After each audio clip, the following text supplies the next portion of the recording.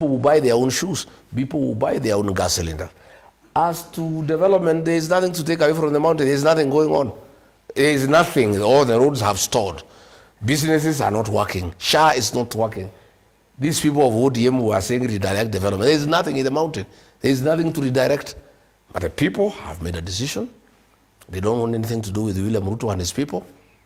I'm sorry if the people of ODM are feeling offended. That's the mountain people for you.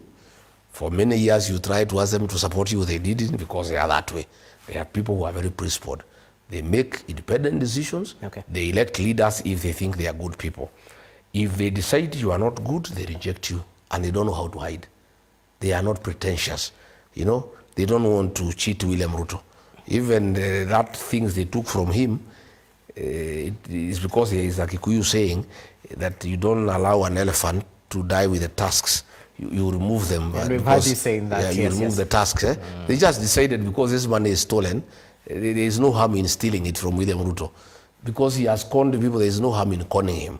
But we have told them now that it's over, go back to your farms and be nice people and be truthful. And I've actually told them this money is too stained with the Gen Z blood. It's stolen money from sick people in Kenyatta National Hospital. The mattresses that were given there are for sick people. I've asked my people, much as we don't want the elephant to die with the tusks, don't take it anymore. Let's close the shop. Let's William Ruto take these goods elsewhere. Let us struggle for the next 1 year.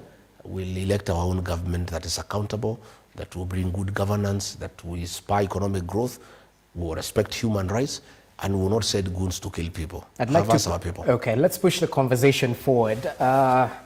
I'm sure you're aware of the comments made by Cabinet Secretary for Public Service, Geoffrey Ruku, who's been calling for a split between Mount Kenya East and West. And of course, it's not the first time politicians are trying to split political blocks to serve their shifting national electoral interests.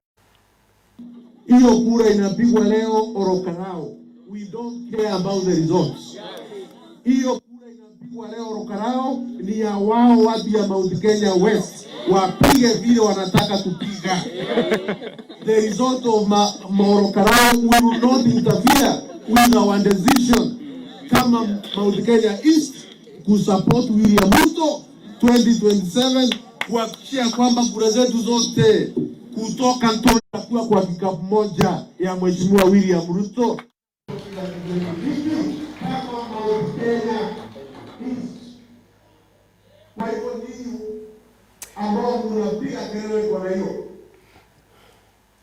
Okay, it's just a short bite from what he said. Of course, it's quite lengthy, but I'd like your reaction on this because you're heading to Meru and Embu for a political tour. Are you trying to counter what he's trying to? No.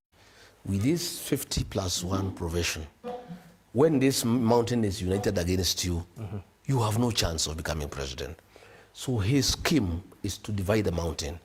This is one of the characters he uses to try to divide the mountain, but it's a waste of time. It's like dividing the mountain is like cutting the fig tree, the Mugumo tree with a laser. It cannot happen, it cannot work. He has been trying to use Kimani Ichung'wa, another of his mouthpiece, to remove Kiambu from the mountain. The people have refused, you know? And William Ruto is doing, and that's why I was happy with Kindiki. At least for once, he said the mountain is one. I was quite pleased because I know the danger of dividing this mountain, but it will not happen. And it doesn't matter what Ruto does. It doesn't matter whom he uses. What William Ruto is doing is what Moi used to do. It's a Moi script.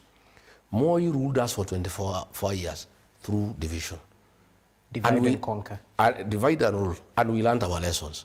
Since 2002, we have never been divided and will never be divided. Okay. I'm not going to Meru because of this. I'm going to Meru 1. That is the land of my mother. I have not been home for a while, and you know, normally you don't stay for too long away from your parents and your siblings and your cousins and your people. Number 2, I am on a job to continue consolidating my base. My base is the mountain, Nairobi and the Mar. I continue continuously. I have not been to Meru for a while, I think 3 months, So after the conclave in Wamonyoro, I felt that it is important that I go home, touch base, and see my uncles, my aunties, and also talk to the people of Meru. This is not an issue. It is something that cannot work. You know, Moi did it. We suffered. We learned. And Point it's across. something we have agreed as Meru, as Embu, as Kikuyu. It will never happen. It's an exercise in futility. Let's speak about your political conclave, sir. 36 days, if I'm not wrong, into that 45-day political retreat and consultation drive. Yes. It seems we brought you to Nairobi before you finished it. So let's talk about the progress made. You've met various delegations. What have you gathered?